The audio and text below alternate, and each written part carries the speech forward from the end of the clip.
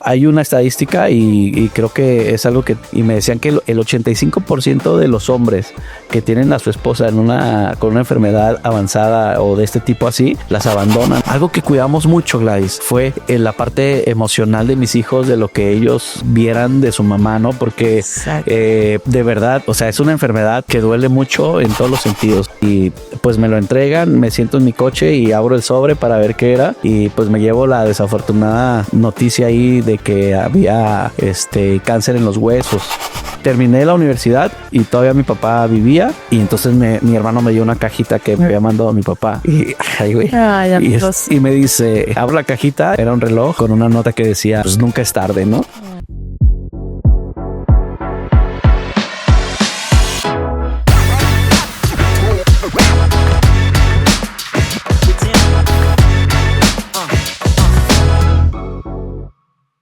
Hola, ¿cómo están? Bienvenidos nuevamente a un episodio nuevo de Punto y Seguimos, este podcast que hacemos con muchísimo cariño y esperamos llegar a muchos corazones, a tocar con las historias de nuestros invitados, pues los corazones de quienes nos escuchan, de quienes nos ven. Acuérdense que pueden suscribirse, mándenos mensajitos, síganos en nuestras redes. Y bueno, el día de hoy vamos a tocar un tema padrísimo, porque creo yo que normalmente aplaudimos la maternidad que ejercemos las mujeres, ¿no? Por el propio rol natural que esto conlleva. Las mujeres tenemos a los bebés en la panza, después ya los tenemos, damos a luz y hacemos todo ese proceso de maternal. Pero ¿qué pasa cuando la vida te pone en un punto de quiebre y te toca salir a ti, caballero, a ti, hombre, al quite, a criar a tus hijos? Hoy tenemos la historia de una persona que yo admiro muchísimo, que lo quiero muchísimo porque tiene una historia que por eso quiero que nos la comparta, es muy inspiradora. Para todos los caballeros también que de repente no se involucran en la crianza de sus hijos y que se pierden tantas etapas tan bonitas y que no justamente necesitan vivir la pérdida de alguien tan importante como es la pareja para poder tener ellos la responsabilidad que conlleva tener un hijo. Así es que está con nosotros Pablo Ávila. ¿Cómo estás, amigo? Bienvenido. Tanatólogo, súper tanatólogo y todólogo. Sí, literal, también. Amigo. Literal. Gladys, oye, pues gracias por la invitación. La verdad es que, pues mucho éxito en este proyecto. Gracias. La verdad es que tiene una energía muy bonita, o sea, honesta, ¿no? Y creo que cuando nacen los proyectos y las cosas así, pues todo tiene que fluir maravilloso, ¿no? Las cosas a su tiempo, pero son semillitas que cuando crecen son flores muy bellas. Así es que todo va a estar perfecto y mucho gracias, amigo. Gracias por estar aquí, de entrada por dedicarnos este ratito de tu valioso tiempo, de tus conocimientos y sobre todo por ser una persona que a mí en lo personal me inspira y que yo por eso quería que compartieras tu historia con las personas que nos siguen, porque es bien padre poder conocer gente como tú. O sea, gente que te enseñe, gente que esté siempre buscando la manera de sembrar eso positivo. Y vamos a arrancar por contar un poquito de Pablo, Pablo como persona, o sea, desde pequeñito, ¿cómo eras tú? ¿Cuántos hermanos tienes? Si tienes hermanos. ¿Eres de aquí de Guadalajara? Soy de aquí de Guadalajara. Sí, nunca me has preguntado. Nunca, ¿verdad? Soy de aquí de Guadalajara. Mira, pues mi nombre es Pablo Ávila, bueno, Juan Pablo Ávila Cervantes, ¿no? Pero nombre artístico. Pablo Ávila, ¿no? Pablo Ávila, de hecho se les hace raro, hasta yo cuando me dicen Juan. No soy yo. ¿Quién es Juan? ¿Quién es Juan? No, pero Juan Pablo Ávila Cervantes. Hoy tengo 46 años, ¿no? Soy el segundo de 3 hermanos. Sándwich. Soy el sándwich, ¿no?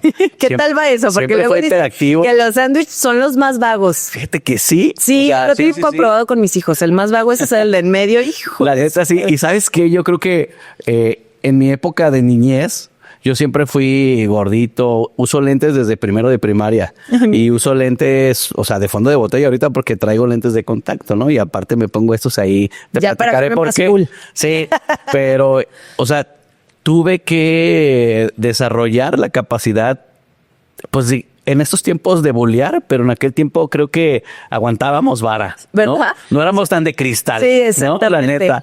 Y entonces... A todos nos tocó, ¿eh? Sí, la neta. Supervivencia, literal. O sea, mi papá me regañaba siempre porque llegaba a la casa con los lentes rotos. Pero yo prefería unos lentes rotos que una nariz rota. Claro, totalmente. La nariz rota era la del otro.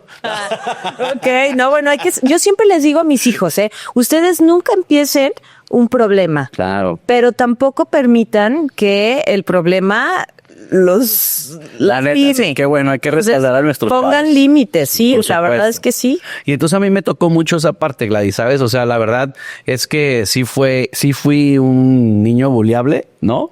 Entonces, pues me dediqué mucho O sea, te a estudiar. molestaban, Me te molestaban molestaban mucho mucho. desde primaria, sí. Entonces, pues me tuve que educar a esto, me dediqué mucho a estudiar desde la primaria, estuve en la escolta, en todos los concursos que tú quisieras, porque pues también como no tenía amigos, pero lo normalicé, ¿sabes? O sea, hoy no es algo que me pese en el corazón, creo que fue una experiencia bonita. Se la perdieron, amigo. Sí, se la perdieron. O sea, también yo creo que no me quedé con ganas de nada en mi niñez. O sea, lo que mis papás nos pudieron ofrecer en esa etapa fue bonito, ¿no? Como todo mundo de alguna manera tenemos carencias, pero también de pronto el no acceder a eso, pues no te hace sentir que ¿Cuál te faltaba, pudieras ¿no? decir tú que fue la carencia más grande de la niñez de Pablo?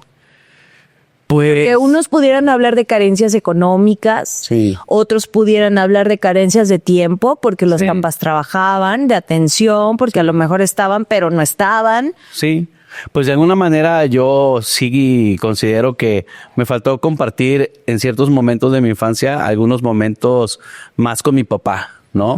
Porque también mi papá trabajó toda la vida y de hecho ya cuando estábamos los tres estudiando, mi papá entró a la universidad, entonces iba a la universidad en la noche, yo me Wow. acuerdo. Me acuerdo que lo veíamos por la ventana en la casa cuando ya venía de la universidad caminando y así, porque hubo un rato que no teníamos carro también, pero había prioridades, ¿no? Pero fíjate, aún y con eso, mi papá siempre se esforzó y yo siempre le he reconocido eso. Nos pudo meter a clases de inglés desde niños. Entonces, en aquellos años, pues era una gran herramienta. Ya cuando estábamos terminando la prepa, agarrar una chamba donde dominaras el inglés, Ya la te verdad iba es que mejor, iba claro. mucho mejor. O sea, hoy estaba muy competitivo el mercado, ¿no? Sí. Pero en aquel tiempo yo sí me acuerdo, fíjate que hasta decidías con quién irte a chambear. Y creo que el inglés fue una herramienta muy padre, donde yo sí sé hoy que mi papá le batalló cañón por pagarnos ese extra, ¿no? Pero también se lo agradezco mucho porque fue, pues, de las cosas que nos fueron forjando también de cierta manera el carácter. Bueno, ahora ¿no? que tú eres papá, bien Claro. dice el dicho, ¿no? Eso de Pues que sí. uno aprende a ser hijo hasta que es papá. Es La neta, sí, totalmente. totalmente. Porque cuando eres hijo, a veces somos bien injustos. Sí. ¿No? De que, ay, papá, ¿por qué no me das esto? O quiero esto, exigimos. Sí. Pero no sabemos realmente la situación muchas veces que se vive en casa. Por supuesto, y aunque son momentos distintos, ¿no? O sea, la época en la que a lo mejor yo viví mi infancia, mi adolescencia, a cómo es hoy la vida, que lo hemos platicado muchas veces, ¿no? Hoy hay mucho más acceso a cosas más rápido, hay mucho más competencia en los mercados, que De a lo mejor todo. tú puedes acceder más rápido a algo que antes no podías, ¿no? Y yo creo que hoy, y que lo dices bien, y no es un tema como de económicamente, pues siempre la gente también no está igual, ¿no? Y sigue habiendo muchas carencias, pero cuando tú le enseñas a tus hijos que aunque puedan acceder a cosas que cotidianamente no puedes acceder porque la economía no es así, hay que hacer que ellos le den valor a esas Exacto. cosas, ¿no? Porque yo creo que el valor no está tanto en el producto o en el servicio al que accedes, sino en cómo llegaste ahí. O sea, No, y en porque un mundo en ¿cuánto donde te ya lleva? todo es tan inmediato, amigo, creo que perdemos el valor real Totalmente. de todo. O sea, quieres comer, ¿tienes hambre? Sí. ¿Quieres comer algo? Pides un Rappi, Exacto. pides un algo, ¿no? Sí. Y llega hasta la puerta de tu casa. Así es. ¿Quieres información? En tu celular en 2 segundos tienes Sí. la información. Y eso yo creo que las nuevas generaciones, pues también es que están creciendo con con esta técnica, ¿no? Con esta dinámica de vida y pues no les tocó no les va a tocar de alguna manera valorar esas leyendas para ellos de cómo nosotros teníamos que ir caminando, no sé, que ni había ni camión o tenías que irte caminando con el calor era por las cosas, otra ¿no? vida la que ahora a nuestros hijos les toca vivir, ¿no? Entonces yo creo que estamos en una etapa, los que somos contemporáneos, en donde nos tocó vivir esa etapa difícil, ¿no? En donde de alguna manera alcanzamos a ver a nuestros papás, ahora sí que perseguir la papa, como dicen, y ahora nosotros con la tecnología poder acceder más rápido a eso que vimos en ellos, ¿no? Y tener como esta dualidad con nuestros hijos de sí hacerles sentir que no toda la vida ha sido todo fácil, ¿no? Exacto, que más bien que la vida es cero fácil. Sí, es cero fácil. Pero es bonita. Es bonita. Con sus complicaciones, aunque no lo crea. Y bueno, a ver, entonces, cuando llegas a la secundaria, prepa, esa etapa difícil, sí, ¿no? Por la que todos pasamos también, ¿cómo te fue? Porque pues si en primaria eras bulleado. Sí, ya secundaria y prepa que ya te ve... Igual, mira, o sea, en la secundaria y en la prepa como que me empecé a destrampar un poco más. Fíjate, estuvo bien chistoso. La secundaria la pasé pues también en mis temas de estudiar, ¿no? Tranquilo. De pues tratar de aprender más, ¿no? Yo vi en mi hermano el más grande, y que le mando un saludo, que mi papá le batalló mucho con la educación de él, pero la educación de uno a uno, ¿sí sabes? El tenerlo en control. No tenía buena comunicación. Sí, o sea, chocaban mucho. Entonces, a mí me sirvió ver eso porque yo no quería eso para mí, ¿no? Sí fuimos educados a la vieja escuela. Mi papá fue una persona muy dura, él ya falleció hace algunos años. Sí fuimos educados también de cierta manera, pues con la chancla, con la mano, con el fajo, con todo lo que, sí, claro, lo que estaba al alcance, ¿no? Y me tocó ver en ellos principalmente situaciones muy difíciles que yo dije, por dos cosas no las quiero. Primero, porque no me gustaba ver a mi papá enojado. La verdad es que sentía que un día le iba a dar un paro cardíaco. Se enojaba muy, muy fuerte. Y después, la dinámica de la casa, después de que eso pasaba, pues no era chida, ¿sí sabes? O sea, todo el mundo tenso, sí, enojado, silencio o tristes. Y esas cosas sí te van dejando huellitas, ¿no? Entonces, pues... al ser yo un tipo buleable, pues me dediqué a estudiar, ¿no? Entonces... bien aplicado el tiempo. Me apliqué. Y así terminó la secundaria. Y en la prepa, pues comencé a conocer... En la prepa ya no estás enclaustrado, ¿no? Como hasta en la secundaria, ya tienes más libertades, sí, ¿no? Entonces, en la prepa, pues, conocí todo tipo de amistades, ¿no? Buenas amistades, malas amistades, ¿no? Fue una etapa en donde sí conocí algunas drogas, en donde probé también algunas drogas, ¿no? En la prepa. A un amigo... le ayudaba a vender drogas en la prepa y no lo dimensionaba yo, ¿sí sabes? O sea, hoy lo platico y porque lo haces como juego, ¿no? Sí, claro, lo veíamos como dimensionas realmente lo que es, ¿sí? Y en dónde te estás metiendo, porque es un riesgo. Ni al caso de saber lo que estábamos, bueno, yo no sabía, ¿sí sabes? O sea, al rato ya me compraba mis esclavas, así gruesas, ¿no? Mis botas, de pronto me empezó a gustar, andar ahí vaquerón y pues mi papá sí preguntaba que qué onda y yo, pues me la regalaron.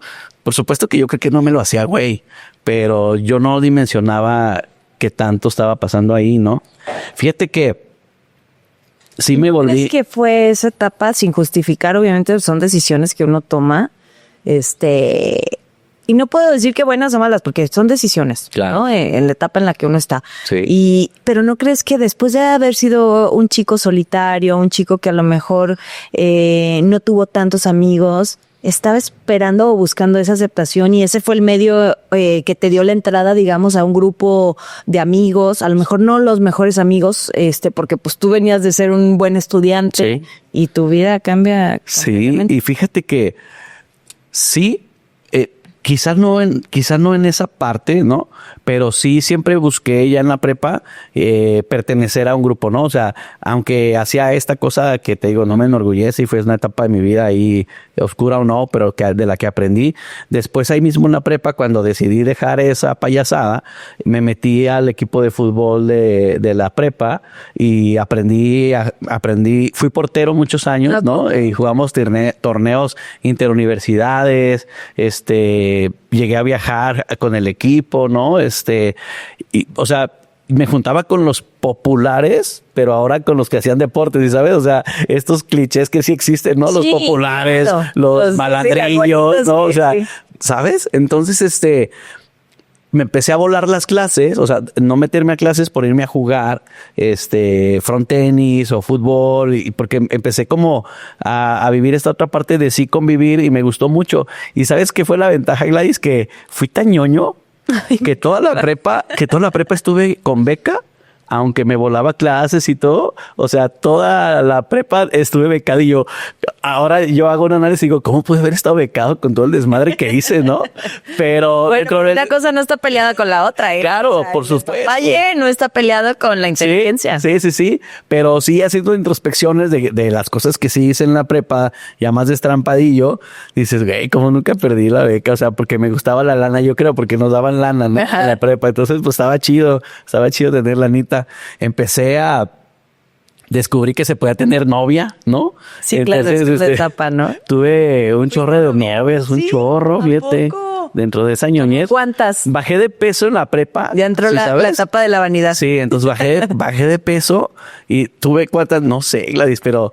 Varias. Pero ¿sabes qué? También le bajaba las novias a mis amigos.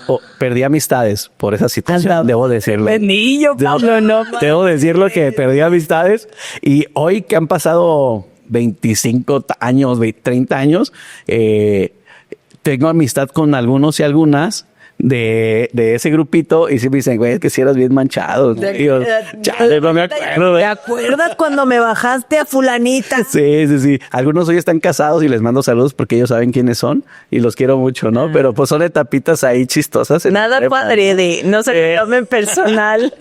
No sí. Fíjate. Oye, y luego, por ejemplo, llega la universidad, ¿no? ¿Qué estudiaste? Fíjate, terminé la prepa y nosotros ya hablábamos inglés, mis hermanos y yo. Y estudié en una escuela aquí en Guadalajara que se llama el CETI. Entonces, el CETI tiene la ventaja de que te ofrece un año más de prepa con una carrera técnica. Entonces, tú sales con una carrera ya técnica y si dominabas un idioma, pues era mucho más fácil que te contrataran. Casi era de que salías de la puerta con tu diploma y ya te estaban esperando las empresas. Entonces, empecé a trabajar poquito antes de salir de la prepa. Me empezó a ir muy bien. Me fui a Colombia a trabajar. ¿En qué trabajabas? Me contrataron para una empresa refresquera y iban a traer un nuevo producto aquí a México y pues hicieron scouting y nos contrataron a recién egresados para ir a conocer los procesos, la planta, para como tipo ingeniería industrial. Y poder abrir las plantas aquí en México, ¿no? Entonces me fui en un grupo de gente. O sea, obviamente yo apliqué y hubo gente de Toluca, de México, éramos como 6, ¿no? Y íbamos 2 de aquí de Guadalajara, todos con licenciatura y yo no. Yo solo la prepa, pero me ayudaba el inglés, un chorro. Sí. Entonces me fui a Colombia,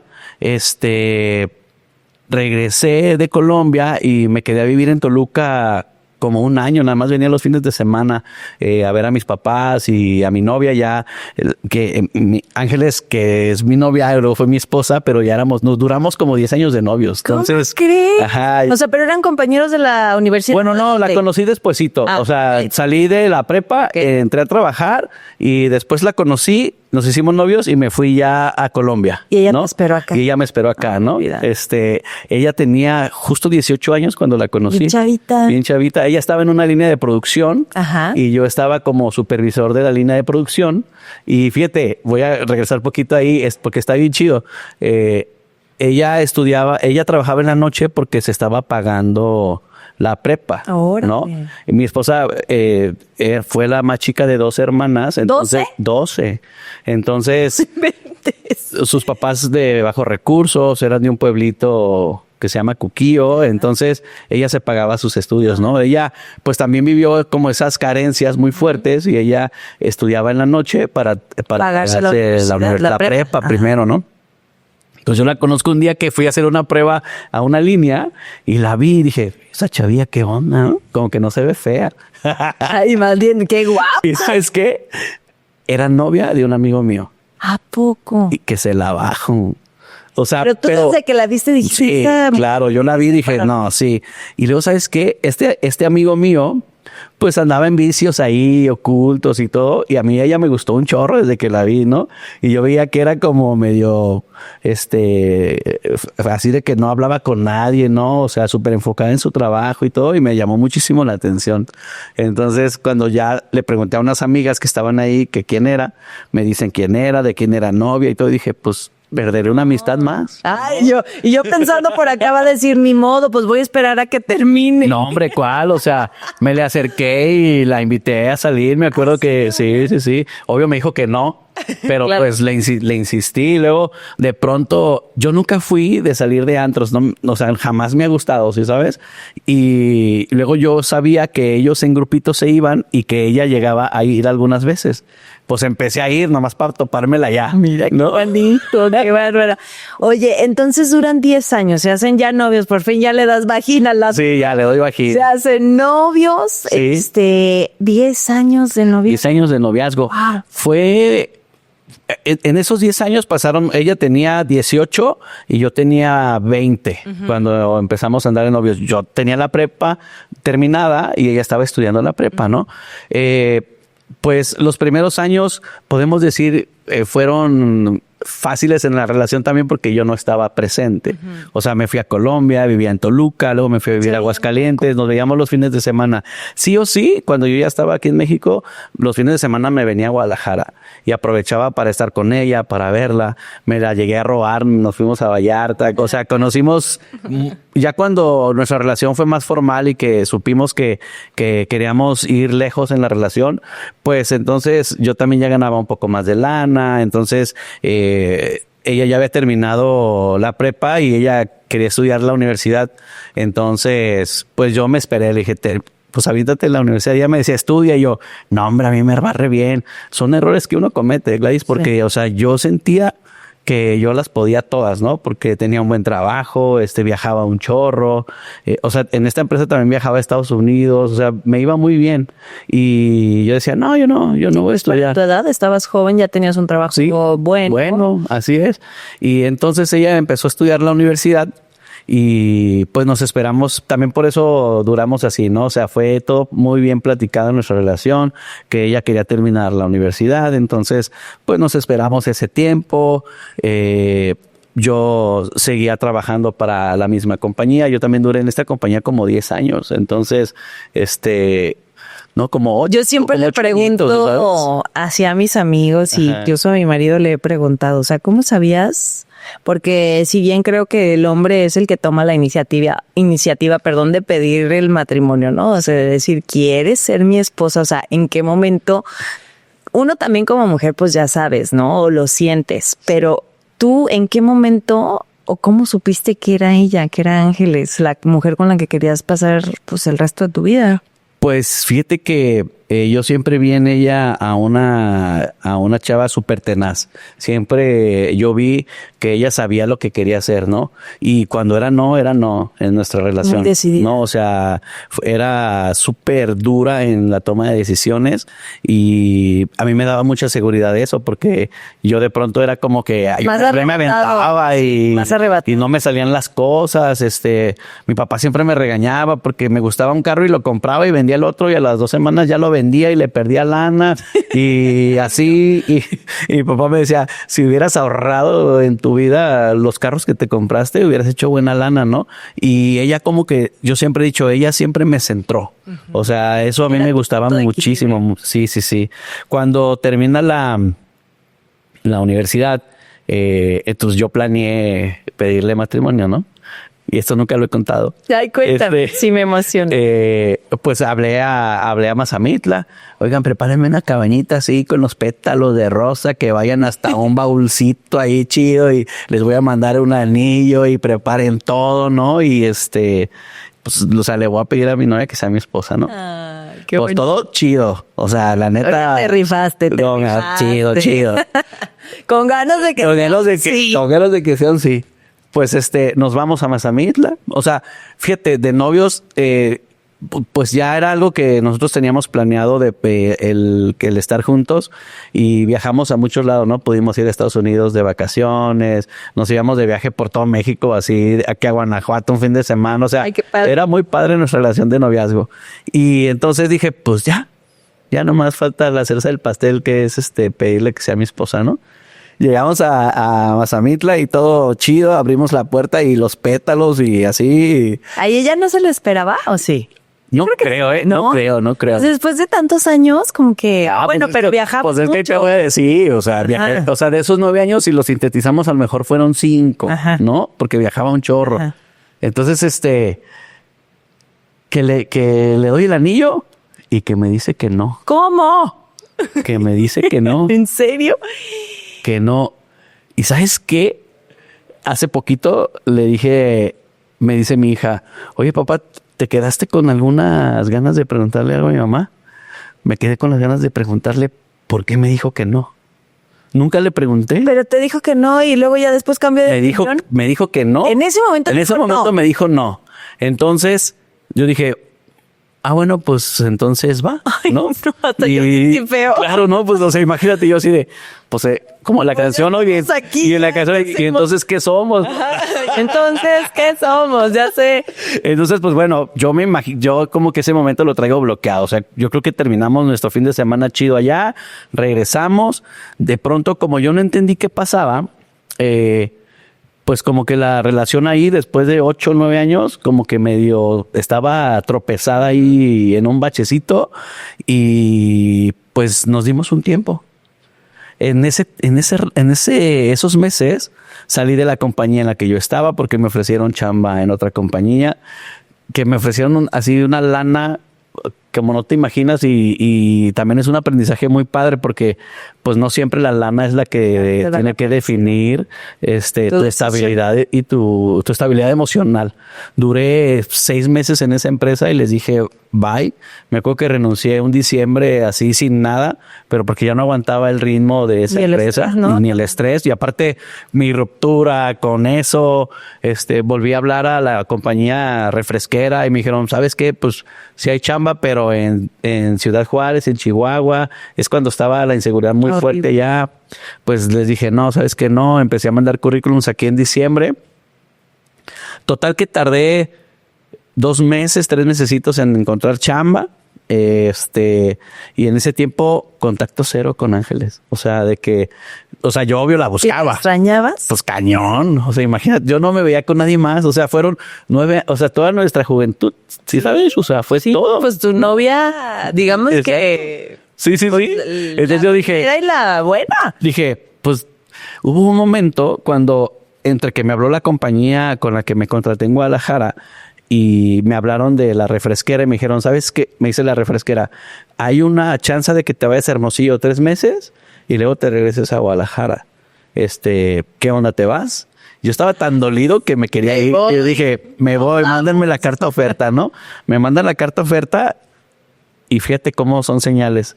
El día que iba a firmar la carta oferta para mandarla, me hablan de la compañía aquí en Guadalajara y me ofrecen la misma lana.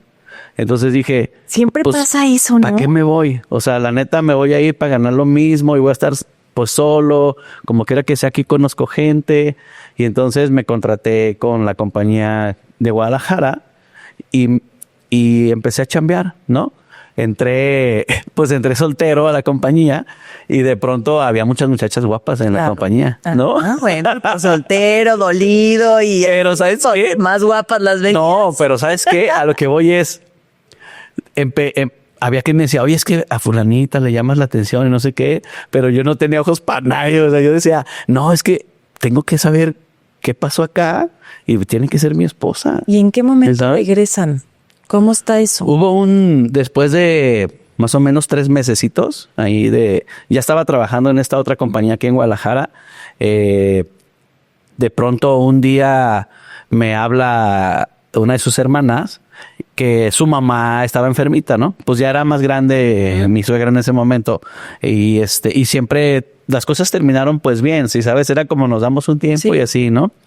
Y un día, pues voy para saludar a la señora. De pronto tú sabes que estas relaciones quedan conectadas de alguna manera, ¿no? Y aparte como que tú no quitas el dedo del renglón. El dedo del renglón. Voy a saludar a la señora para ver si los puede ayudar en algo. X. Y en eso veo que llega Ángeles de la chamba, porque aparte fui a propósito en el horario en que sabía que regresaban, ¿no? Y pues sí, me la topé y y así como que, ¿qué onda? ¿Cómo estás? No, pues bien. Y que ella con sus trajecitos sastre y todo, ¿no? De la oficina y todo. Y no, pues bien. Oye, pues hay que ir a cenar, ¿no? Y me dijo, sí, hay que ir a cenar. Pues fuimos a cenar 2, 3 veces, así de compas, ¿no? Y un día, pues que me arriesgo. O sea, no le dije nada, ¿eh? O sea, nada. Diste un beso. No, hombre, ¿cuál? Hablé creo que iba a ser su cumpleaños, no recuerdo bien. Y llamé a un hotel que está por Plaza del Sol y tiene el restaurante arriba, ajá, ¿no? Y entonces les hablé, les dije, hágame un pato de manzana, o sea, dibujen un pato y todo. ¿Y por qué un pato? Porque a ella le gustaban los patos, ¿no? Okay. Les voy a mandar un anillo. Ahí va el necio, ¿no? No era el mismo anillo. Dime, por No era el mismo anillo, era otro anillo. ¿Qué hiciste con el otro anillo? No me acuerdo. Lo empeñé. Me valía madre el anillo, creo que ya lo dejé. ¿Qué hice con el anillo, Gladys? Hasta ahorita me estás... No sé. ¿Qué hiciste? O sea, desbloqueé esa parte. Lo voy a tratar de desbloquear. El chiste es que llevo el anillo y todo. A nosotros nos gustaba mucho la canción de Coincidir, ¿no? ¿De Nicho? Bueno, la toca Nicho, pero sí es como trova, ¿no? Okay. Y en ese restaurante en la noche había piano y violín, qué padre, ¿no? Entonces arreglé todo, ¿no? Cuando saquen el pato y pónganle el anillo en el pico y empiecen a tocar la de Coincidir y tú, el del violín, te vienes atrás del mesero con el pato, ¿no? O sea, ahí va el necio, ¿no? Pues vamos a cenar, su cumpleañitos y todo. Supongamos que es su cumpleaños, ¿no? Ajá. Llegamos al momento del postre, ¿no? Entonces viene el pato, viene la canción, el anillo. Y pues ándale que me dice que sí. Ay, no, ya me tienes con el nervio. Yo dije, también que no, me dice que sí, Gladys, ¿no? Pues ahí fue la cúspide de lo que yo quería comenzar a crear en ese siguiente momento, ¿no? Nosotros ya habíamos platicado en comenzar a tener familia, por eso estuvo bien raro la primera vez. A lo mejor fue la inseguridad, o sea, jamás voy a saber, sí. Y pues algo pasó ahí, ¿no? Y no sé qué fue, ¿no? Pero al final nosotros ya incluso teníamos hasta los nombres de nuestros hijos para el futuro, ¿no? Y todo. Sí, o sea, ya estaba súper platicado. Sí, o sea, era una relación muy bonita, ¿no? Yo ya había comprado casa, porque la compré cuando era soltero, ¿no? Entonces ya teníamos una casita y todo el rollo. Ya la habíamos amueblado. O sea la casa ya estaba así, ¿sabes? Está chido.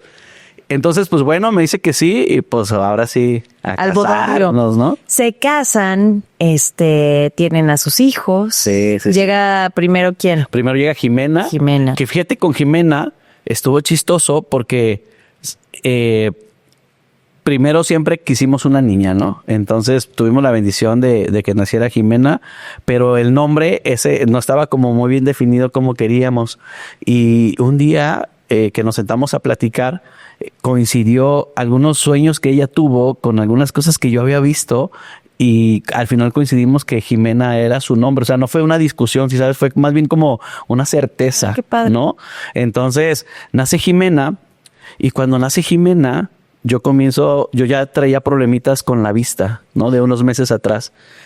Nace Jimena y entonces junto con el nacimiento de Jimena llega un diagnóstico clínico para mí de que tenía una enfermedad de los ojos que se llama queratocono. Queratocono es una deformación de la córnea en donde se va haciendo cónica, es degenerativa. Ajá. Y puedes llegar a perder la vista, ¿no? Okay. Y yo ya tenía añitos que veía menos, pero yo como siempre usé lentes, ajá, yo dije, pues estoy ciego. Tengo que cambiarle la gradación. Claro. Entonces, pero ya estaba haciéndome yo algunos estudios y todo así en paralelo, ¿no? Junto con todo lo que nos pasa en la vida. Cuando me llega ese diagnóstico y mi ojo izquierdo estaba la enfermedad muy, muy avanzada. O sea, mi retina ya estaba súper delgadita, a punto de tronarse y yo podía perder la vista, ¿no? El ojo derecho todavía estaba menos agresiva la enfermedad. Pero entonces el médico me dice, ¿sabes qué? O sea, tenemos que hacerte un trasplante de córnea, güey, porque vas a perder tu vista. Y ahí yo desarrollé uno de mis más grandes miedos en ese momento, porque dije, mi hija está chiquita y me necesita, güey. Y en la noche no veo nada. O sea, y en una emergencia, algo que pase, y yo qué voy a hacer sin ver, ¿no? Porque yo ya no podía ni siquiera usar lentes de contacto. Me dolía todo el tiempo los ojos. Entonces, me acuerdo que estaba todavía por salir la etapa de cuarentena de mi esposa y mi hija chiquita, cuando un día manejando hacia la empresa me habla el médico y me dice, ¿qué crees, güey? Llegó una córnea, o sea, la estoy trasladando ahorita a México y es de una persona de tu edad, porque las córneas tienen edad, no se regeneran. O sea, van muriendo junto con, igual que nosotros, va muriendo la córnea. Es lo que fíjate, fue lo que me explicó el médico. Si hay córneas, hay un chorro. Pero lo malo es que son córneas de gente muy adulta. Entonces, si te ponemos a ti joven una córnea de una persona, pues te va a durar 5 años y entonces al rato traes un broncón más grande, ¿no? Pero al final esa era una posibilidad si no había una córnea parecida a la edad que yo tenía, ¿no? Entonces me llama y me dice, oye, hay una córnea que estoy trayendo, es justo la córnea que tú necesitas. Dime si la quieres, güey. Y yo, no, pues de quererla sí quiero, pero ¿cuánto cuesta eso, no? Y entonces ya me da el costo y pues, no, imposible porque acaba de nacer mi hija. Sí, ¿sabes? O sea, los gastos de... o sea, la neta. Entonces, me dice, pues te la pongo y pides prestado. O sea, sí, pero es que... Era prioridad. Dice, si no te la pones, no sabemos cuándo haya otra, ¿no? Pues le digo, a ver, pues deme chance. Me acuerdo que le hablé a mi esposa y todo, y te digo que mi esposa era de sí, no, y dale, ¿no? Y me dijo, pues póntela, porque al final de cuentas, si ves, vas a tener oportunidades, ¿no? Pues le dije que sí, ¿no? En ese mismo día, y me dijo, bueno, mañana agarras tu mochilita, te voy a ver. Me operó en un hospital que está por el expiatorio, que es una asociación civil, y me dijo, te voy a operar ahí, güey, para que no te cueste tanto, ¿no? Ajá. Que no te cueste tanto. Y allí me operó, me puso la córnea, me hizo el trasplante de córnea en mi ojo izquierdo. Eso no sabía. Tengo un trasplante de córnea en mi ojo izquierdo. Y en el ojo derecho me dijo, mira, te lo puedo salvar, hay un procedimiento, pero aquí en México todavía no está autorizado por el sector salud. Pero yo lo estudié en Francia, en no sé qué, te lo puedo hacer, güey.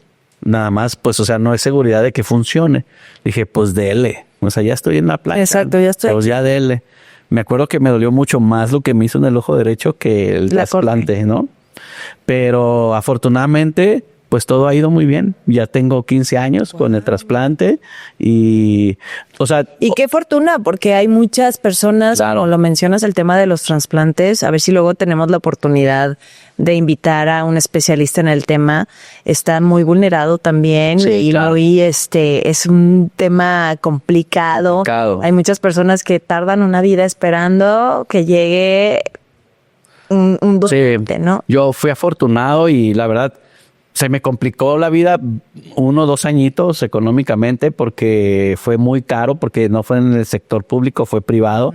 Entonces, aunque te dicen que no te cobran los órganos, sí, te cobran los manejos a costo de córnea, ¿no? Sí, sí. Pero la verdad es que sí fue difícil. Ahí empezamos una rachita complicada económica, ¿no? Pero pues ya juntos, con córnea, bebé nuevo, ¿no? Chambeando, todavía sin estudiar yo la universidad. Ok. ¿Sabes? O sea, yo seguía con la pura prepa y el inglés, ¿no? Entonces, pues nace mi hijo, Matías, a los 2 años, y pues felices porque teníamos ya niña y niño, ¿no? Entonces, mi esposa siempre quiso un niño y me acuerdo que me dijo, yo quiero un hijo para malcriarlo, ¿no? Y se le cumplió. Es la adopción, nada de verdad. No, mi hijo es un alma libre y la neta es otra onda, sí. Y mi esposa sí se enfocó en malcriarlo, ¿no? Entonces, con mucho amor. Entonces, pues ahí, cuando nace mi hijo y que empiezo a ver lo que costaba la vida cada que iban creciendo, dije, sí, es que y veía que había más competencia con los chavos, dije, no, necesito estudiar. Entonces busqué, pues ahora sí, la nocturna, ¿no? Mi papá toda la vida me insistió en que estudiara, ¿sí sabes? Y decía, papá, no, pues no ves cómo me va bien, o sea, no manches, mis 2 hermanos sí estudiaron, terminaron su licenciatura y todo. Mi papá siempre me decía, termina. Sí, yo así de, no manches, ¿no? Pero ahí yo vi la necesidad. Cuando vi que el mercado ya era más competido, entonces me entré a la universidad en la noche. Mi hijo, cuando cumple 1 año, nos vamos de vacaciones a Estados Unidos en un diciembre, y mi esposa allá me da la noticia de que llevaba meses sintiéndose mal, ¿no? Sintiéndose mal. ¿Mal cómo? O sea, que le dolían sus senos, ¿no? Okay. Que le dolían sus senos, que no era normal, que ya había ido a médicos. Fue una etapa en donde yo, como ya iba a la escuela y trabajaba y todo, había cosas que no me enteraba que pasaban en la casa, ¿no? Y me platicó, cuando estábamos de vacaciones, convivíamos 24/7, y me dijo, es que llevo casi 4 o 5 meses checándome con diferentes médicos, nadie me quiere hacer estudios porque dicen que estoy muy joven. Mi esposa tenía en ese momento 30 años, 29 años, muy joven. Y me dice, pero yo sé que tengo algo en mis senos pero nadie se anima, ¿no? Y pues nosotros desconocíamos, pues sí, en ese momento, no se usa tanto que se podía hacer. La conciencia que hoy se está buscando de checarse, de estar haciendo periódicamente sus revisiones. Sí. No había tanta. Entonces no había tanto. Entonces, me dice, es que yo necesito que regresando a Guadalajara me ayudes, porque ya no sé con quién acudir. Ya fui con mi gine, ya fui con un montón de médicos y todo el mundo me dice que es hormonal, que estoy muy joven, que dice, pero yo, o sea, yo sé que... Sí, porque antes se pensaba que un cáncer era solo para grandes. Ajá, es más, pues todavía ya a mí me tocó hace algunos años que si ya tienes 40, chécate, güey, no manches, o sea, ¿te imaginas? Entonces, pues como esa era la forma de pensar, hasta de los médicos, pues como una chava de 29, 30 años podía tener cáncer, ¿no? Pues el chiste es que, fíjate, una semana antes de regresarnos, mi esposa me decía, ya no, me duele hasta la espalda. O sea, de verdad, me siento muy mal. Si pudiera me regresaba ahorita. Pues total que terminamos el viaje ya no tan felices, ¿no? O sea, fue un viaje muy bonito porque pues era la primera vez que viajábamos con nuestros hijos ya nacidos a Estados Unidos y todo. Regresamos aquí a Guadalajara y yo me acuerdo que como nos cambiamos a vivir a la casa de su mamá un tiempo porque íbamos a cuidar a su mamá porque ella era la más chica y siempre la cuidó. Mi suegra vivió conmigo 10 años, ¿no? Vivió con nosotros 10 años. Entonces la cuidábamos. Y entonces me cambié de clínica porque del IMSS, ¿no? Porque te tienes que cambiar a la clínica que te toca, ¿no? Y cuando fuimos a la primer cita de revisión de todos, de mis hijos, de mi esposa y todo, mi esposa le comenta al doctor y el doctor le dice, a ver, te voy a checar. Pues ándale, que fue el doctor que le dijo, sí, te tengo que mandar urgentemente a oncología, que te chequen de una vez y que te quiten eso que traes ahí, ¿no?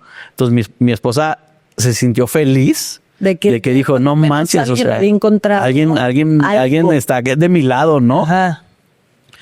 Total que la cita fue como para dentro de 1000 años. Pero justo ese fin de semana le llama el oncólogo y le dice, oye, porque le querían hacer una biopsia, pero era para dentro de 1000, ¿no? Le llama y le dice, oye, ¿sabes qué? Me canceló una persona y pues por tu caso, pues quiero internarte ya el fin de semana. Y el lunes te opero. O sea, ni siquiera le hicieron biopsia. Le dice, ya habían visto te opero, seguramente sí, ¿sabes? Pues no sabíamos nosotros, ¿no? Le dice, te opero, te quito eso y lo mando a patología urgente y si no es nada malo, pues ya cerramos. Y si es malo, pues le damos hasta donde le tengamos que dar, ¿no? Pues mi esposa feliz, ¿no? Así de que ya por fin voy a quitarme esto, ¿no? ¿Operaron? La operan. Fue el periodo más largo de espera. ¿Cuántas horas estuvo ahí? Híjole, pues bueno, se internó el domingo, pero yo llegué el lunes a las 8 de la mañana y hasta las 6 de la tarde salió el médico a buscar a un familiar de María de los Ángeles, ¿no? ¿Te imaginas? Sí, sin que te dijeran nada. Sí, yo cuando pasó lo de mi papá, cuando pasó el accidente que le dieron el balazo y él estaba en el hospital, que lo iban a operar y todo, fueron 3 horas, las 3 horas más largas de mi vida. la angustia más horrible. Puedo comprenderte un poco. Que puede vivir uno. Y yo siempre en mis oraciones pido por toda esa gente de verdad claro. que está en el hospital esperando un diagnóstico, que está esperando a un familiar que salga de una cirugía, porque cuando ya sabes, o sea, claro. de alguna manera tienes la certeza de que va a pasar algo o no. Sí. Pero cuando estás en ese periodo de que no sabes si va a estar bien o no, es lo peor. Y es lo peor porque tú siempre esperas que todo al final de cuentas esté bien, ¿no? Entonces jamás te vas a esperar el diagnóstico adverso, ¿no? Entonces así. Y bueno, a ver, entonces ya la operan, pasa toda esta etapa, les dan un diagnóstico. ¿Qué pasa? Nos dan el diagnóstico. Mi esposa fue diagnosticada con un cáncer de mama en etapa 3A, ¿no? ¿Eso qué es? El cáncer de mama está, pues, como muchas enfermedades, están divididas en etapas, ¿no? Etapa 1, que es a lo mejor inicial, etapa 2, etapa 3, y luego viene etapa 3A. La etapa 3A significó para nosotros el hecho de que sí tenía ya células cancerígenas en toda su mama izquierda, incluso ya estaban reventados algunos ganglios, y entonces ya existía mucho el riesgo de que el líquido linfático estuviera transmitiendo ahí algo de células cancerígenas hacia otras zonas y que hubiera alguna posible metástasis, ¿no? Entonces, por eso fue tan tardada la cirugía, porque el médico me explicó después que dice, mira, o sea, la verdad es que en términos coloquiales le rascamos hasta donde pudimos, hasta donde ya no vimos algún daño que por lo menos visible estuviera ahí presente, y pues ahora viene todo el proceso, ¿no? O sea, quimioterapia, radioterapia, por supuesto también terapia física, porque a mi esposa pues nada más como para que te imagines, o sea, la incisión pues de la cirugía fue desde la mama izquierda hasta media espalda. ¿Sí sabes? O sea, fue agresivísima la cirugía, ¿no? Jolín. Entonces, a lo mejor mucha gente de mi familia ni siquiera apenas se van a enterar de eso, ¿no? Pero fue una cirugía muy, muy agresiva. O sea, por supuesto que vienen luego temas secundarios, ¿no? De la recuperación, además de recuperar, además pues de erradicar el cáncer, el tema de la movilidad del brazo, ¿no? Porque puedes desarrollar otros padecimientos por lo mismo, de como te quitan ganglios, pues hay un tema de líquido linfático que te puede generar algo que se llama síndrome del brazo congelado, ¿no? Que se te inflama el brazo, ya no lo puedes mover, necesitas inmovilizarlo y son meses o años para recuperar la movilidad. O sea, son secuelas de este padecimiento tan duro que es el cáncer, que puede pasar y que tienes que comenzar a cuidar, ¿no? Ahora, ¿qué pasaba por tu mente, Pablo, cuando te dicen a ti esto? Porque tú recibes... Sí, yo recibo la noticia. O sea, ella estaba en medio de la cirugía, pero eres tú quien recibe el diagnóstico. Sí. ¿Qué pasa por tu cabeza en ese momento? Porque tus hijos súper chiquitos. ¿Cuántos años tenía Jime? Jimena tenía 2 y Jimena iba a cumplir 3 y Matías tenía 1. Bebecitos. Eran bebés. Pues mira, me enojé mucho.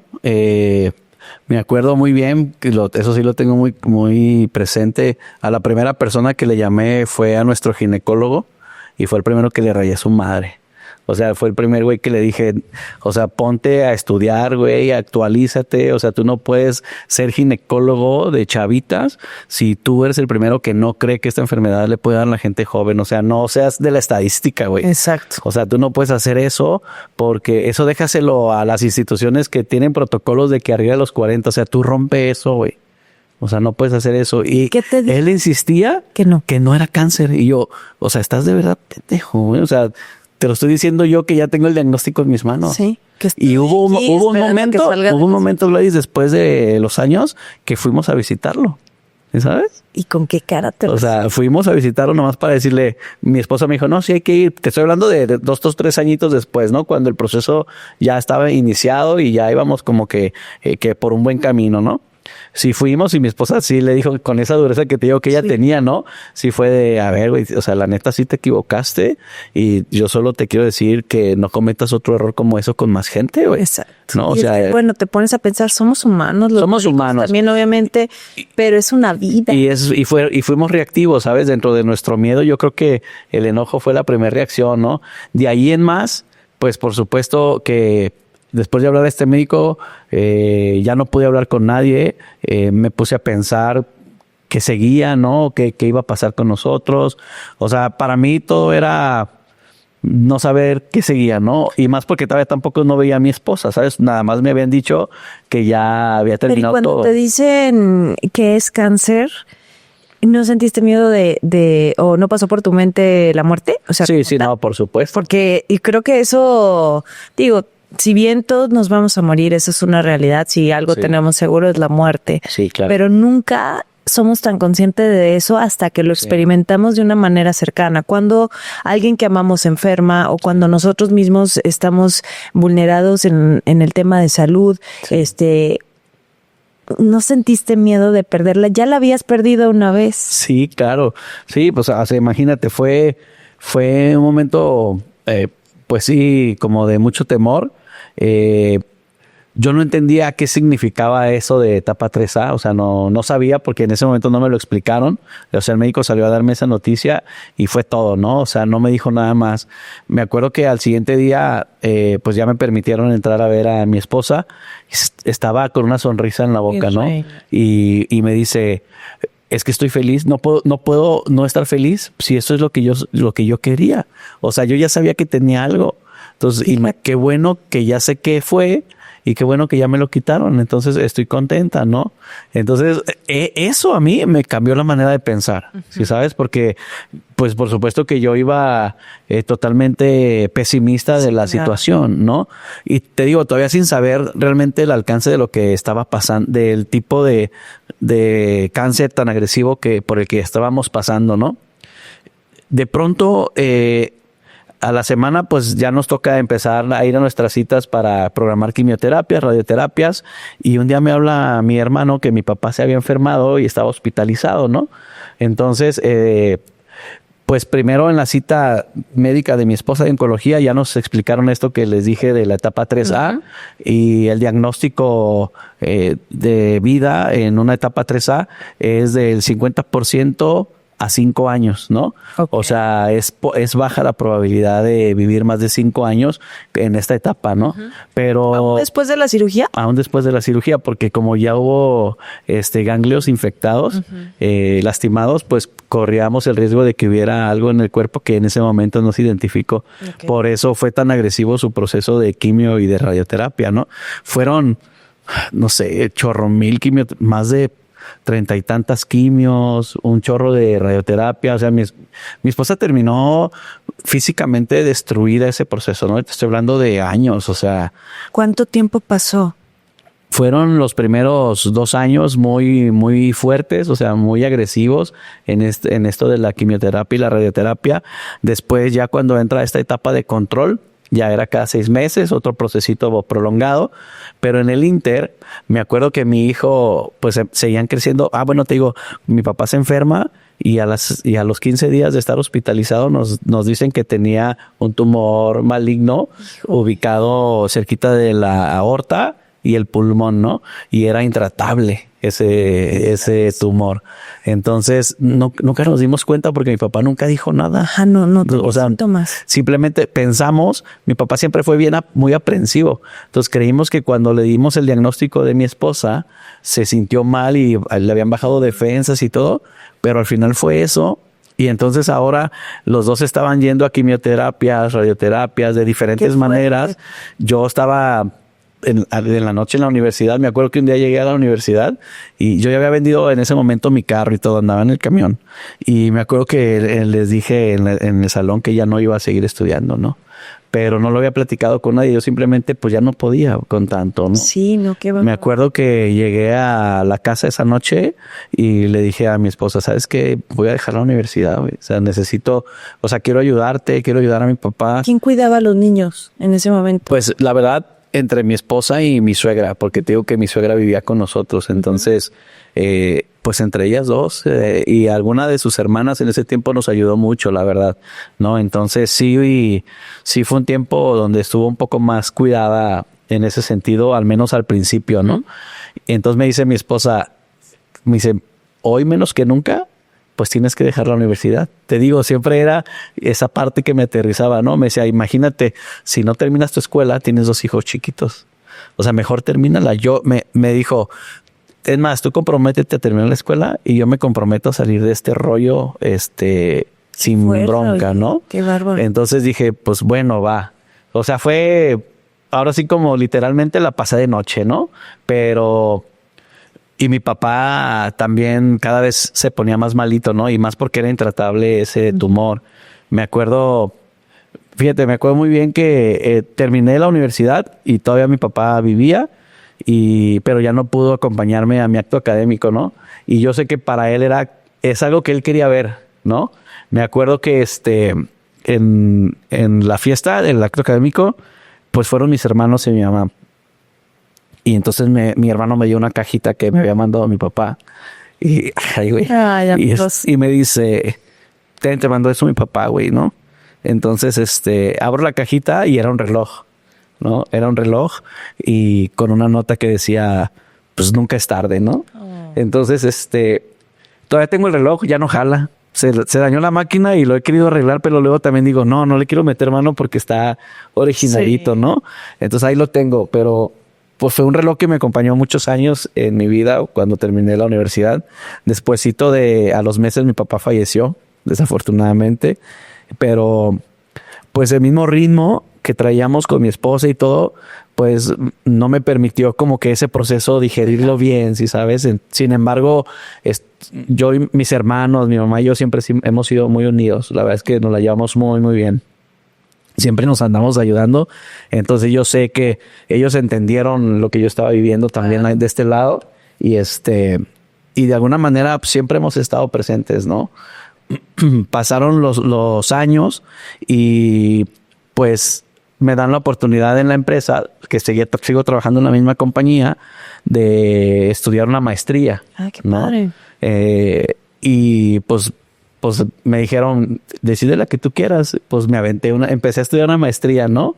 Y un día mi esposa me habla y me dice, ¿sabes qué? Me iba a caer y me duele la espalda, ayúdame para ver qué hacemos y no sé qué. Pues vimos diferentes médicos para ver si había sido algo muscular, algún hueso o algo, y pues no encontrábamos nada. Llegamos...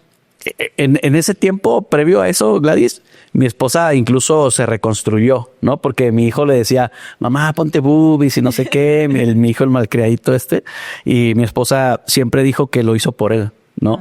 Entonces entró a estos programas de reconstrucción mamaria y todo y al final pues fue lo que el niño quiso, ¿no? También hablar de eso es un tema importante, ¿no? O sea, a lo mejor ella veía a su alrededor con esa entereza que te decía las cosas, veía mucho dolor en su entorno. Sí. Y creo yo que como mujeres, como mamás, como esposa, lo menos que quieres es generarle dolor a quien amas. Sí. Entonces seguramente ella tampoco la estaba pasando bien, pero se hacía pasar por la fuerte para seguir dándote ánimos a ti de continuar con tus estudios, de seguir trabajando, de ser el que aportaba la parte económica al hogar. Pero ¿cómo manejas esos temas con tus hijos, así de chiquitos? ¿Cómo les hablas? ¿Cómo les dices, mamá está enferma, la están viendo, que a lo mejor está inhabilitada en muchas cosas? ¿Cómo le explicas a un niño? Pues mira, fuimos muy claros con ellos en el sentido de, pues con palabras a lo mejor más de su edad, ¿no? No recuerdo palabras más, palabras menos, ¿no? Que su mamá sí tenía una enfermedad delicada y que iba a ausentarse por algunos periodos en algún tiempo, ¿no? Pero además mi esposa hizo muy buen trabajo. Yo siempre se lo digo a mis hijos, yo sé que su infancia quedó trunca demasiado pronto y quizá tuvieron que madurar muchas cosas a muy temprana edad porque por supuesto que esas ausencias hicieron que mis hijos a lo mejor se prepararan el lonche solos alguna vez, ¿no? Que estudiaran por ellos mismos y hacer tareas ellos. Sin embargo, mi esposa siempre me dijo, yo siempre quise tener a estos niños. O sea, son mi motor y es por lo que hago las cosas, por quien hago las cosas.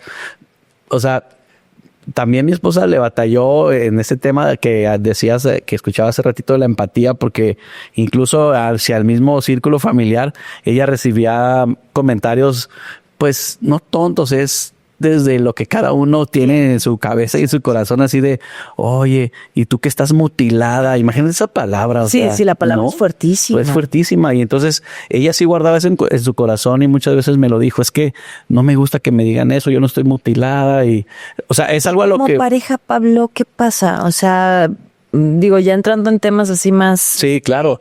Mira. En temas de la intimidad, sí. todo, o sea, ¿cómo manejan esa parte? Tú eres una persona que, o sea, sabemos que la amabas y la vas a amar toda la vida y entiendes el proceso y todo, pero hay muchos hombres que las abandonan. De hecho, hay una estadística y creo que es algo que en lo que está fundamentado muchos de mis proyectos, y es que yo le pregunté a un oncólogo, ¿no? Porque yo veía muchas mujeres solas todo el tiempo ahí en oncología, en gine y todo, y me decían que el 85% de los hombres que tienen a su esposa con una enfermedad avanzada o de este tipo así, las abandonan. Imagínate, el 85%. Es muchísimo. Y entonces yo pensé, cuando escuchaba eso, yo decía, o sea, es tan complicado para ellas vivir este proceso. Sí. Y aparte que se vaya, o sea, la neta sí está cañón, ¿sí sabes? Entonces, en ese momento,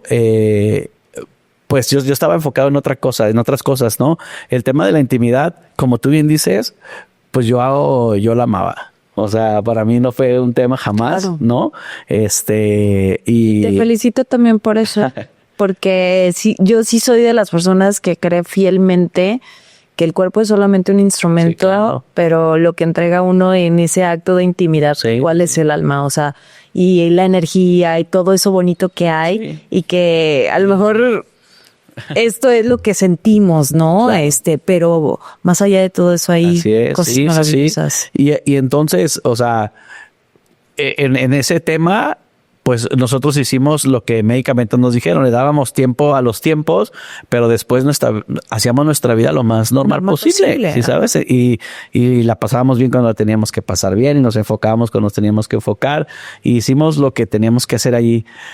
Pasan los años, te digo, mi papá fallece, yo empiezo la maestría, mi esposa se lastima la espalda, y cuando llegamos a esta cita de control, el médico nos dice, ¿sabes qué? Quiero hacerle un estudio muy completo a Ángeles, porque en una etapa como en la que ella padeció el cáncer, es muy común que haya una metástasis porque se infectaron los ganglios, ¿no? Entonces, pues empezaba la pandemia, todavía estaba ahí empezando la pandemia, nos manda a hacer los estudios, pero ya todo era prioritario la pandemia. Entonces el estudio que nos mandó a hacer era por allá 1000 años, ¿no? Y ella ya no podía ni caminar. Entonces yo dije, no vamos a llegar nunca a ese momento. Entonces yo conocí en mi maestría a un amigo al que quiero mucho y siempre le voy a estar agradecido, que trabajaba en un área administrativa del IMSS. Y le hablé, le dije, güey, ayúdame a no sé, a acelerar esto, o no sé, dame un pase para algún lado, aunque yo lo pague, no le hace. Y él me ayudó en esa primera etapa donde teníamos que entender qué pasaba. Me ayudó con todos los estudios a darme pases a laboratorio, porque no sabía yo que a veces el IMSS, si no te hace el estudio, te puede dar pases para laboratorios privados. Solamente que, o sea, pues, si es tienes que buscarle, ¿no? O sea, no te lo ofrecen, ¿sí sabes? Pero sí se puede. Pero qué bueno que lo comentes. Exacto. Porque es un dato que sabemos. Sí, no sé cuál sea el procedimiento normal. Yo lo hice a través de él, pero sé que existe porque los documentos que me daban para esos estudios venían membretados por el IMSS y foliados por el IMSS y con la autorización de trabajo social. Entonces, búsquenle ahí, hay alternativas, ¿no? Total que hacemos el estudio de su estructura ósea, y llega el día de ir a recoger el estudio, voy yo solo por él y pues me lo entregan, me siento en mi coche y abro el sobre para ver qué era, y pues me llevo la desafortunada noticia ahí de que había cáncer en los huesos, ¿no? Pero mucho, o sea, no sé explicarte, pero había muchos puntos negros en toda su estructura ósea, ¿no? Sobre todo en la columna vertebral, en las caderas, ¿no? En el hombro. O sea, no sé, difícil. O sea, en ese momento, Gladys, ha sido, ni siquiera en el primer diagnóstico sentí el miedo que sentía aquí. ¿Sí sabes? O sea, fue dificilísimo. Dije, ¿y ahora cómo le digo? O sea, mis hijos ya estaban un poquito más grandes, ya entendían. Ellos sabían, te digo, desde chiquitos que el cáncer iba a ser nuestro tercer hijo y que siempre lo íbamos a tener vigilado, pero pues estaba regresando a nuestras vidas, ¿no? Y otra vez como muy agresivo. Llego a la casa y pues ella me estaba esperando también ansiosa, ¿no? Y me dice, pues dime qué viste, ¿no? O sea, yo creo que me vio la cara. La cara, claro. Y pues ya le di la noticia y pues fue difícil. Al siguiente día agarré mi carro y me fui al centro médico a buscar al oncólogo y le mostré los estudios. O sea, fui yo solo y le mostré los estudios y me dijo, ¿sabes qué? Pues necesitamos empezar el tratamiento ya, güey, ¿no? O sea, vente mañana, tráete a Ángeles, les voy a explicar todo y pues vamos a empezar el tratamiento, ¿no?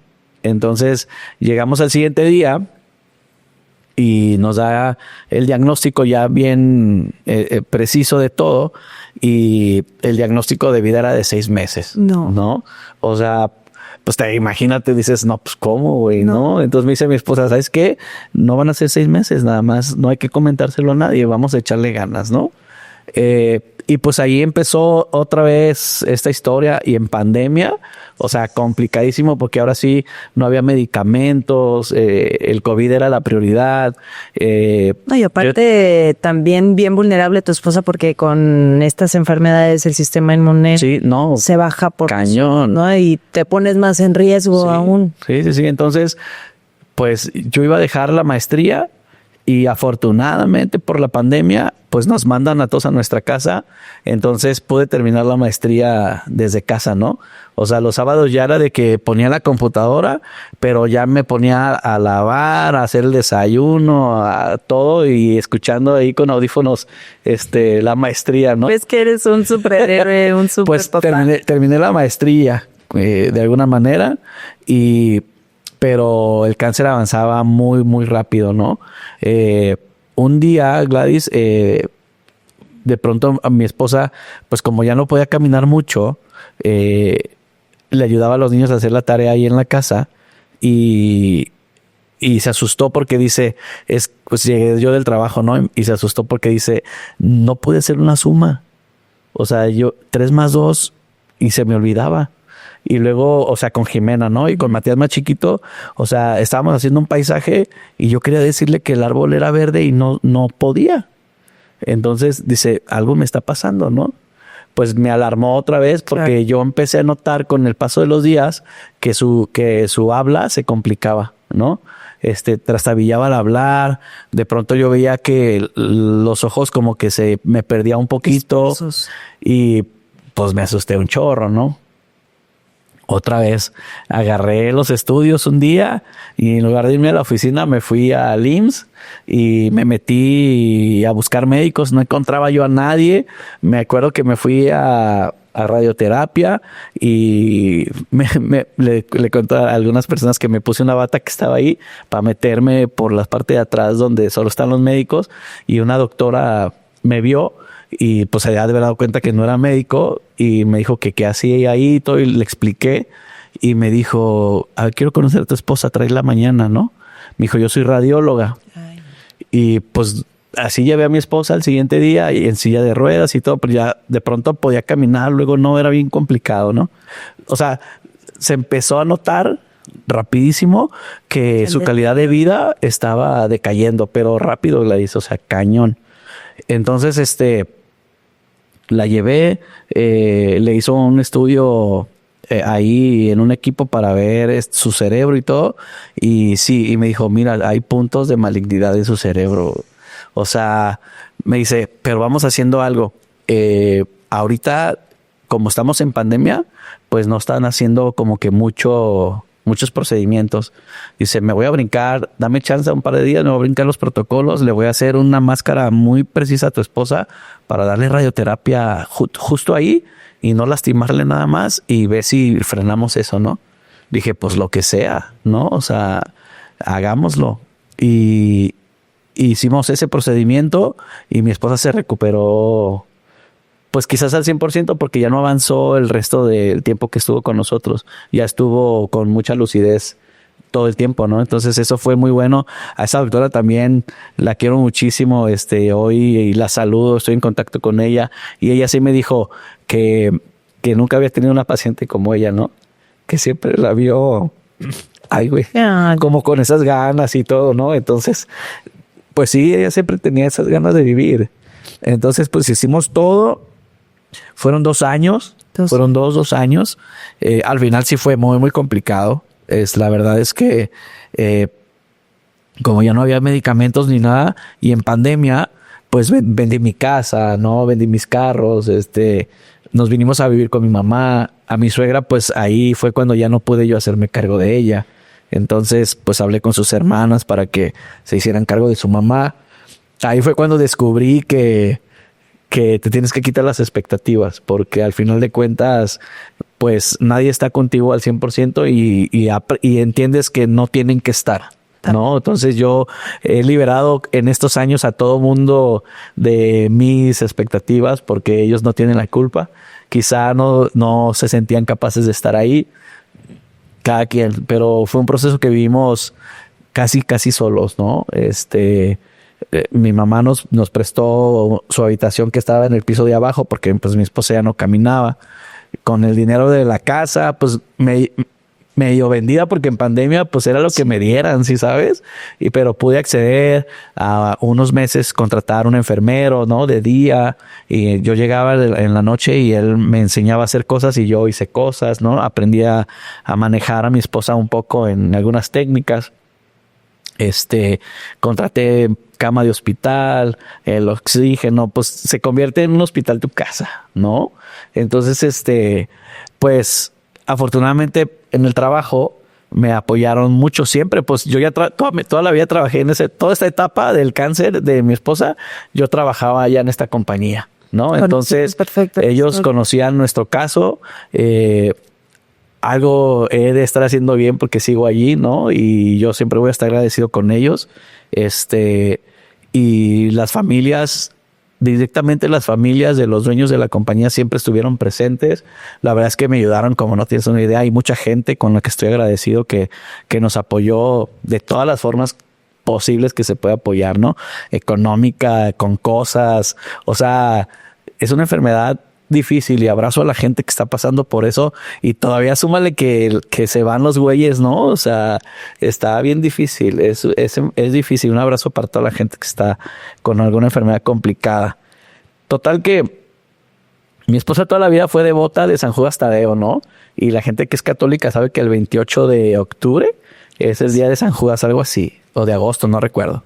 Pero ese día, justo ahí donde vivíamos con mi mamá, una vecina de a 2 puertas es súper devota de San Judas Tadeo y desde que yo me acuerdo siempre cierra la calle y hace una misa y hay danzantes y es bonito, ¿no? Como de estas ondas de barrio. Y ese día, pues no faltó la misa y todo, ¿no? O sea, ya estaba el barrio cerrado y todo. Yo llegué de trabajar, pues ya me pasa la bitácora del enfermero y todo y pues ya empiezo a platicar con mi esposa. Me dice, oye, háblale al padre, quiero platicar con él y todo, ¿no? Antes de que empiece la misa allá afuera. Pues le hablé al sacerdote, medio platicaron un poquito, no sé qué hablaron. Y ya después, pues yo ya me metí al cuarto con ella, ya no salía, ¿no? Porque ya empezábamos con el protocolo de los medicamentos, checarle esto, checarle aquello. Algo que cuidamos mucho, Gladys, fue la parte emocional de mis hijos, de lo que ellos vieran de su mamá, ¿no? Porque de verdad, o sea, es una enfermedad que duele mucho en todos los sentidos, ¿no? Y te acaba en todos los sentidos. Y nosotros tratamos de cuidar mucho que mis hijos nunca vieran a Ángeles, a mi esposa, sufriendo como cuando le llegaban sus peores momentos de dolor, ¿no? Entonces, había un momento en donde el cuarto era un búnker, o sea, nadie entraba hasta que yo terminaba de bañarla, de ponerle su pijama, de perfumarla poquito con el talquito o algo que oliera rico y darle sus medicinas. Y ya cuando medio estaba dormidita, pues abríamos la puerta. Entonces mis hijos o la veían dormida o a veces que la veían despierta cuando llegaban de la escuela, pues les ayudaba un poquito con tareas y así, pero ella siempre pues ya en su camita de hospital, ¿no? Entonces, tratamos mucho de cuidar esa imagen de mi esposa ante ellos, ¿no? Porque sí nos llegó a pasar cuando estábamos viviendo en la otra casa que en algún punto pues se caía y ya no se podía levantar y era complicado porque un día se me fracturó del hombro de una terapia acuática que estaba haciendo. ¿Tú crees? O sea, nomás estaba caminando en el agua y ahí se fracturó. Entonces era bien complicado, ya era muy frágil, era muy difícil Es que hay muchísimas cosas que compartir, ¿no? O sea, si te pones a ver, hablar de la enfermedad, hablar del tema de pareja, hablar de cómo manejas esto con tus hijos, cómo te preparas. Bueno, hoy eres un especialista en la materia en el sentido de que un tanatólogo y últimamente se escucha más, ¿no? Sí. Antes no existía, pero un tanatólogo es esa persona que te acompaña, que te da las herramientas, que te ayuda a duelar. Así es. A saber cómo llevar esos duelos que pasamos en la vida, porque todos, lamento decírselos, todos vamos a pasar por momentos difíciles o estamos pasando o hemos pasado por momentos difíciles. Y tú, después de todo esto que viviste, yo siempre te he dicho desde el día que te conocí, admiro tu historia, gracias por abrir tu corazón, por compartirnos, veo que sigue doliendo porque sigue habiendo esas lágrimas y es bien sanador también dejar fluir el sentimiento porque llorar nos libera de todas esas cosas que seguramente vienen a tu mente muchas veces como papá, que eres un excelente papá, me consta como con tanto amor, con tanto tiempo que les dedicas a tus hijos, pero chambeas, pero estás al pendiente de ellos, pero todo, o sea, yo admiro esa parte porque, y por eso quiero compartirlo, quiero que conozcan a este hombre y espero que no sea la primera y la última. Ojalá podamos, es más, hay que invitar a la gente que está escuchando, que está viendo este episodio.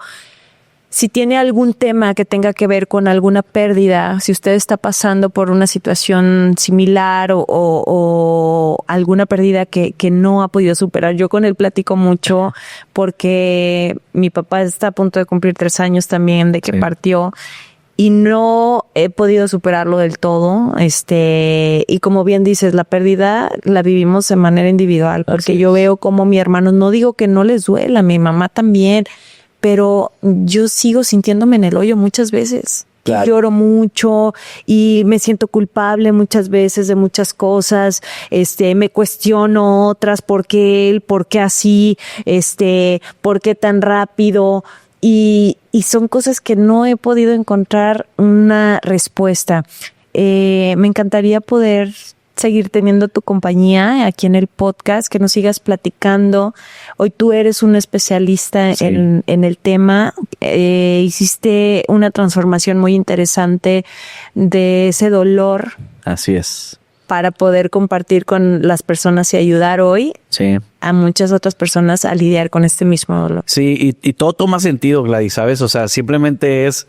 pues tenemos que aprender a que todo en su momento va a tomar sentido, pero lo que sí es verdad es, sí es importante abrazarnos de alguien que nos ayude en ese camino y casi nunca va a ser la familia, porque todos estamos en duelo y porque todos lo estamos viviendo diferente y porque lo que necesitamos realmente escuchar y ver, pues no está ahí, porque estamos en cada quien con nuestro proceso, pero con un mismo centro, ¿sí sabes? Que es ese dolor. Entonces, sí, a mí la tanatología me rescató después de 2 años, durísimos, y hoy yo encontré en la tanatología un propósito bonito para seguir viviendo, para volver a sonreír, porque toda la gente me dice, güey, es que siempre se está riendo. Siempre está con una sonrisa bellísima. Y es genuino, ¿sabes? O sea, es genuino porque es bonito sonreír y se siente rico, ¿no? Entonces, pero pues también hay dolor porque nosotros teníamos muchos planes en la vida, ¿no? Hoy entiendo que todo eso se modificó, pero sigue teniendo sentido a partir de quienes somos ella y yo y de lo que construimos ella y yo. Hay amores que trascienden y que aunque ya no está aquí físicamente, siempre van a estar con una conexión divina. Totalmente. Para la eternidad. Y eterna, ¿no? Eternidad. Oye, ¿hay algo que en el proceso de todo esto que has vivido hubieras cambiado? Pues mira, no, porque tú no puedes... Es que no está en mis manos esa parte, ¿sí sabes? O sea, lo primero que se me vino a la cabeza es algo que no controlo yo y se controla desde una energía superior. Entonces, quizá lo único que a mí no me hubiera gustado mucho es que el dolor físico sea tanto, ¿sí sabes? O sea, que no duela tanto, porque yo creo que nadie merece un dolor de esa manera. Okay. Entonces... Yo entiendo que la vida es finita y hay 1000 maneras en las que vamos a trascender hacia la siguiente etapa, pero solo creo que ese dolor se pudiera mitigar y pues aunque tampoco está en nuestro control, ¿no? Amigo, eres un chido, te quiero mucho, te admiro mucho, te respeto muchísimo y este espacio está abierto para ti cuantas veces me permitas compartirlo contigo y poder compartirle a nuestra gente, a la comunidad, que comience a suscribirse a nuestro canal, que empiece a mandarnos sus mensajes, que nos siga en las redes, llevarles un mensaje positivo. A la vida venimos a vivir bonito, pese a todo lo que pueda suceder a nuestro alrededor.